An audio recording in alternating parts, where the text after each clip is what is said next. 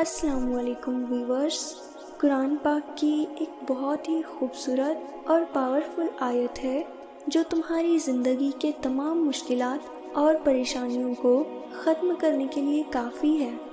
وہ آیت ہے سورہ طٰہٰ کی، جس میں اللہ تعالیٰ فرماتے ہیں، ڈرو نہیں، میں تمہارے ساتھ ہی ہوں، سب کچھ سن بھی رہا ہوں اور دیکھ بھی رہا ہوں۔ سبحان اللہ، کتنی خوبصورت آیت ہے نا۔ اس میں تو اللہ تعالیٰ خود تم سے فرما رہا ہے کہ ڈرو نہیں، میں تمہارے ساتھ ہی ہوں۔ یعنی اللہ تعالیٰ تمہاری زندگی کے تمام حالات سے واقف ہے۔ اس پوری کائنات میں اگر تمہارے دل کے سب سے قریب کوئی ہے تو وہ صرف اللہ تعالیٰ ہیں۔ پھر تم کیوں مایوس اور پریشان ہو اپنی زندگی سے؟ تم سوچتے ہو کہ اللہ تمہارے درد سے واقف نہیں ہے۔ ارے وہ تو راتوں میں تمہاری آنکھ سے نکلنے والے آنسو اور تڑپ کر مانگی ہوئی دعاؤں کو بھی جانتا ہے۔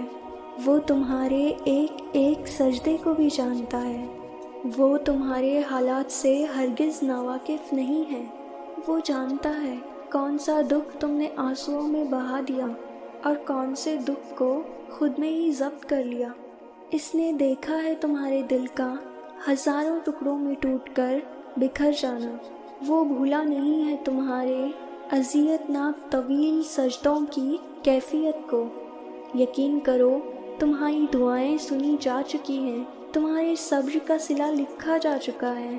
اب تمہیں تمہارے یقین کے معجزے دکھائے جائیں گے تاکہ تم جان سکو مخلص دل اختتام میں ہمیشہ جیت جاتا ہے اور تقدیر اللہ کے ایک اشارے پر بدل جایا کرتی ہے۔ تو بس تم اپنے حالات سے گھبراؤ نہیں، اللہ پر یقین رکھو، وہ تمہیں ہمیشہ تھامے گا۔ وہ سنتا ہے تمہیں قریب سے، پھر تم کیوں گھبراتے ہو نصیب سے؟ سنو قرآن پاک کی ایک اور خوبصورت آیت جو سورہ بقرہ کی ہے، جس میں اللہ تعالیٰ فرماتے ہیں، اللہ ایمان والوں کا ولی ہے، انہیں اندھیاریوں سے نکال کر نور کی طرف لے آتا ہے۔ سبحان اللہ، تم یہ خیال کرتے ہو کہ تم پر ظلم کیا جا رہا ہے، حالانکہ وہ رائی کے دانے کے برابر بھی ظلم نہیں کرتا۔ وہ تمہاری تڑپ کو جانتا ہے، تمہیں سمجھتا بھی ہے، بس وہ تمہیں آزماتا ہے تاکہ تم دنیا کی زندگی میں سرخرو ہو کر آخرت میں بلند ترین مقام حاصل کر سکو۔ یہ دنیا تمہیں ناممکن سے ڈراتی ہے، لیکن تمہارا اللہ اکیلا ہی اس پوری دنیا پر بھاری ہے۔ مت سوچو اپنی زندگی کے بارے میں اتنا۔ اللہ نے اگر یہ زندگی تمہیں دی ہے تو تمہارے حق میں بہتری لکھ کر دی ہے۔ ممکن ہے کہ جو تم مانگ رہے ہو اسے ہی تمہارا مقدر لکھا گیا ہو، مگر اس کے ملنے کا وقت تمہارے سوچے ہوئے وقت سے مختلف ہو۔ جب انسان بے حد تکلیف میں ہوتا ہے اور مسکرا کر یہ کہتا ہے کہ میں نے یہ معاملہ اللہ کے سپرد کیا، تو یقین مانو فرش سے لے کر عرش تک ہر چیز ہل جاتی ہے اور وہ آہ سیدھا 7ویں آسمان تک جاتی ہے۔ ٹوٹے دل سے نکلی آہ کبھی رائگاں نہیں جاتی، اور جب معاملہ اللہ کے سپرد کر دیا جائے تو ظالم بیچ نہیں پاتا۔ وہ رحمان اور رحیم تو ہے، مگر کیا تم نے سنا نہیں وہ ذوالجلال بھی ہے؟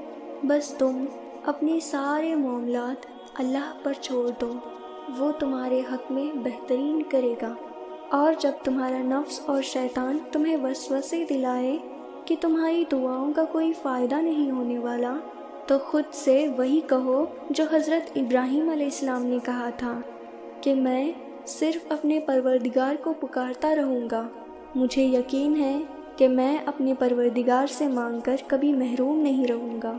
تو بس تم بھی اپنے اللہ پر ایسے ہی یقین کرو جیسے حضرت ابراہیم علیہ السلام نے کیا تھا۔ جب تم اپنے رب کو پکارو تو یہ ممکن ہی نہیں کہ وہ رب اپنے بندے کی پکار نہ سنے۔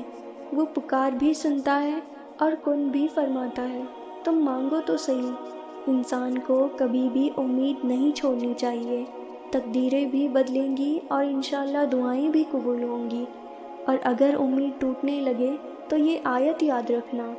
سورہ بقرہ میں اللہ تعالیٰ فرماتے ہیں، ہم دیکھ رہے ہیں تمہارا بار بار آسمان کی طرف منہ کرنا، تو جب تم اللہ کے عرش کی جانب کن کے انتظار میں نم آنکھوں سے دیکھتے ہو تو اللہ اپنی محبت بھری نگاہ تم پہ ڈال رہا ہوتا ہے۔